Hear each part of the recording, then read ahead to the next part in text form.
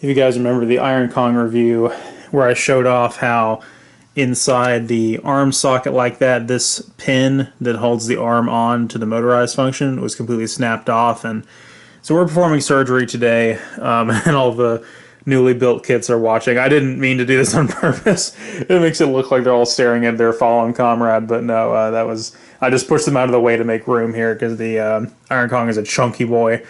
But we're going to see if that holds, and I put some of the modeling glue on there. This is the heavy cement kind. I don't use this often. I basically drowned the head of the original HMM blue blade liger up there in this, and the light glue and the heavy cement stuff. This stuff is really good for model building, but if you're having to use it on Zoids, then something else is going wrong there.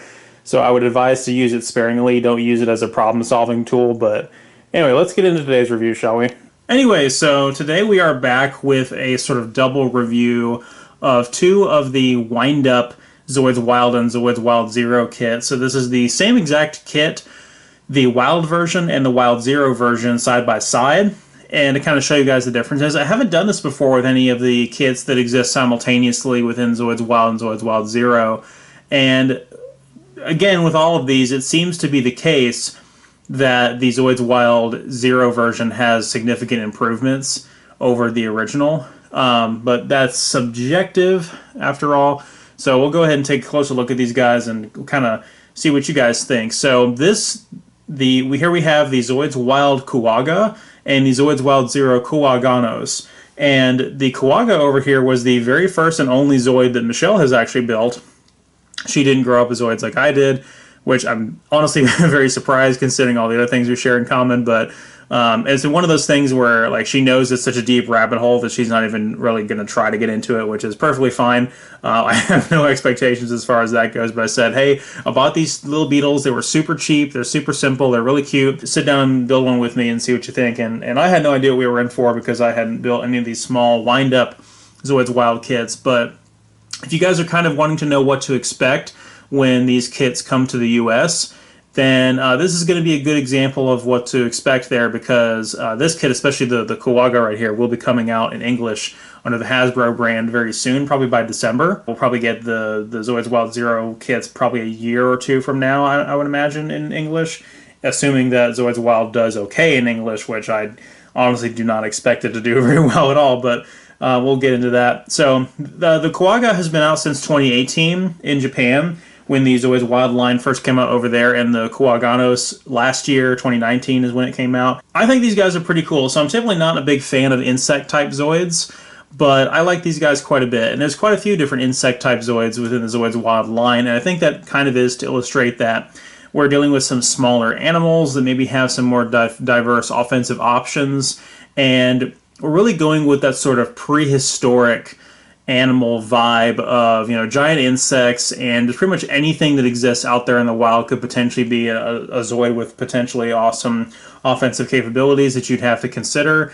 And so really the Zoid Wild timeline really very much reminds me of like a prehistoric, pre-human civilization, way before any of the eras of the previous Zoids anime that take place in, I guess, what you consider a modern setting by Zoid standards. And then Zoids Wild Zero throws both of those scenarios completely out of the water when Zoids straight up just gate in using like a slip gate or whatever to the real world and start fucking things up there. So it is what it is. So I want to talk about the Kuwaga and Kuwaganos in terms of lore, and then we'll talk about the model kits themselves because they're essentially the same model kit. But focusing on the Kuwaga really quick, so this guy first appeared in the very, very first episode of Zoids Wild and in the first chapter of the manga, where our main character, Arashi, attempts to capture one of these things with a net, like a complete idiot. And then the audience is revealed to that his plan was actually to lure it into a rock trap. So he had a sinkhole in the ground and a rock that would fall on it and crush it, and he would attempt to catch it that way. So I guess he really wanted a Zoid of his own because he admired all of the people in his village that had them, including his dad that had the Brachiosaur type Zoid.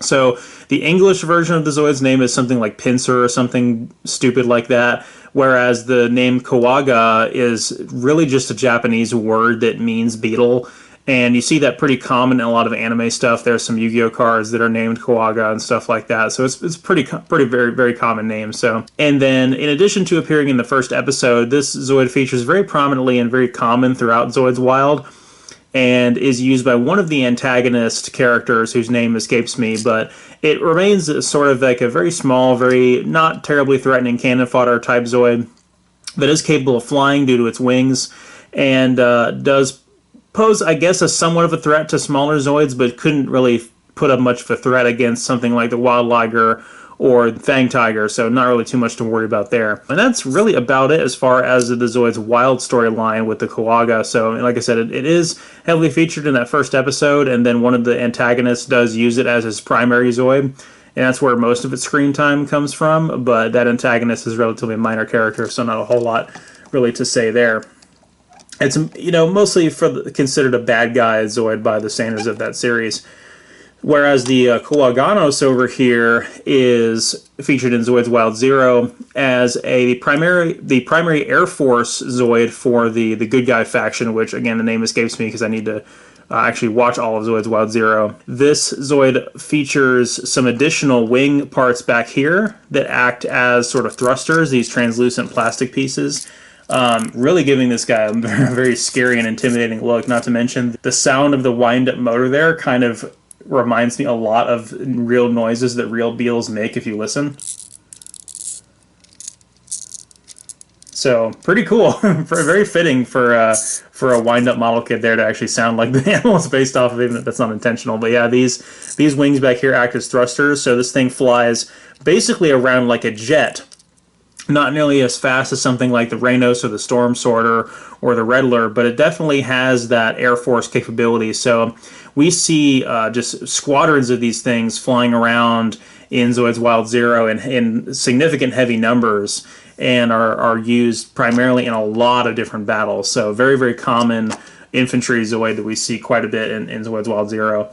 And Zoids Wild Zero actually just finished airing in Japan as of yesterday, as of the day of recording this video. So today being Saturday, October 17th, and yesterday being Friday, October 16th, 2020, the final episode of Zoids Wild Zero just finished airing. So hopefully we'll get more people that will watch and finish the series, and we'll get more information on these guys from a lore standpoint. But that's pretty much all I have to say in terms of lore at this stage. I believe that we'll be able to play as the Kuwaga in the new Zoids Wild Blast Unleashed Nintendo Switch game, and I will find that out today when I do a live stream of it. Let's move on and talk about the model kits themselves. So essentially these two are the exact same kit in terms of the mold, the sculpt, and all the pieces, and the build complexity, build construction. They're the exact same model kit in terms of pieces, similar to how when we went from the Wild Liger to the Beast Liger, which I think is the only other time I've done a comparison to a Wild Zoid and its Wild Zero comparison,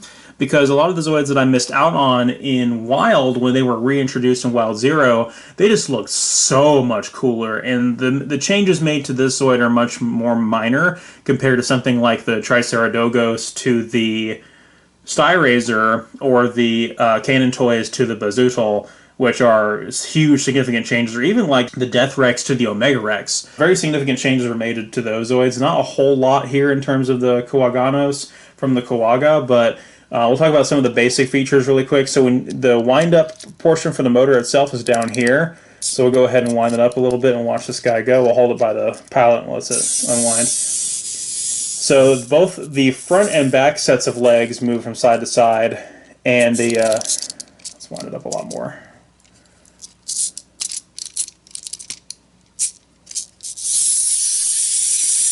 Yeah, so the front and back legs move side to side, and the pincers open and close. And I like that the pincers open and close at sort of a slow and steady speed, whereas the legs are just kind of going at it there. I think that's pretty cool. The middle legs, because it is an insect, so of course it has to have 6 legs. The middle legs do not move at all, which is fine, but these sort of move side to side in opposite directions, so that does kind of help the walking motion of it. I haven't actually seen it really walk very well, but the wind-up feature on it is pretty cool. The wings do have some articulation as well, so you can put them down like that, like it's in rest mode. It doesn't really interfere with the translucent rider pilot back here at all, even when they're down, but of course when you have them flipped up like that, that would be sort of flight mode, which I think looks cooler anyway. And then We have some pincer weapons which are on pegs right here, which do swivel. So we have a point of articulation here and here, so the claws will swing out like that. So we can get some really wide swinging attacks like that, which is really cool. Really well designed there in terms of just, you know, playable features and that kind of thing. And then the color of this guy, it may look like a more harsh blue here because of my soft light above it, really enhancing the color, but it's more of a purple sort of color. So overall, it looks really good. And of course, you have the nice eye there, the red eye, which looks fantastic. Hot pink caps under the legs here are the only rubber caps used on this guy at all.